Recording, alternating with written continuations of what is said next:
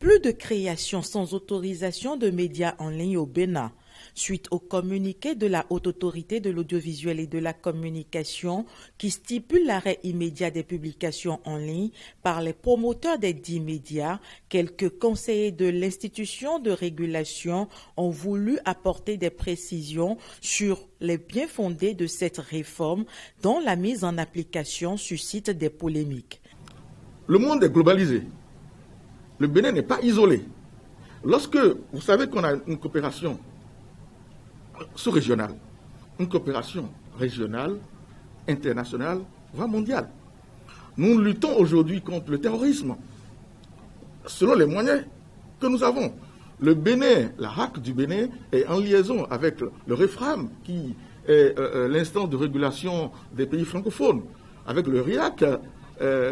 Voyez-vous, donc ne pensez pas qu'il est possible de rester à l'étranger, d'arroser le Bénin par des informations de manière détournée qu'on ne puisse pas réguler, ce n'est pas possible. Désormais, lorsqu'un promoteur veut avoir une autorisation de médias en ligne, il y a les conditions pour vous rapprocher des services de la RAC ou de l'attaché de presse du président qui est là, pour savoir quelles sont les conditions, les cahiers de charges pour avoir un média en ligne. Et les procédures vont plus, peut-être que ça sera groupé en 1 mois ou 2 mois pour aller vite et permettre aux promoteurs de pouvoir animer la communication dans notre pays. Alors que la HAC avait entamé des démarches en 2018 afin de régulariser les médias en ligne, aucun d'eux n'avait pu remplir les conditions exigées afin d'exister légalement sur les 32 dossiers enregistrés.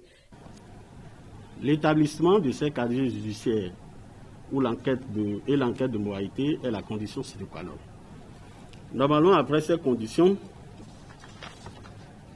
la RAC doit faire le visite de terrain, puis après c'est la signature, puisque dans la visite du terrain, c'est pour vérifier la présence physique du média en ligne à l'adresse déclarée par son exploitant, la présence des installations techniques ainsi que les moyens mis en exploitation.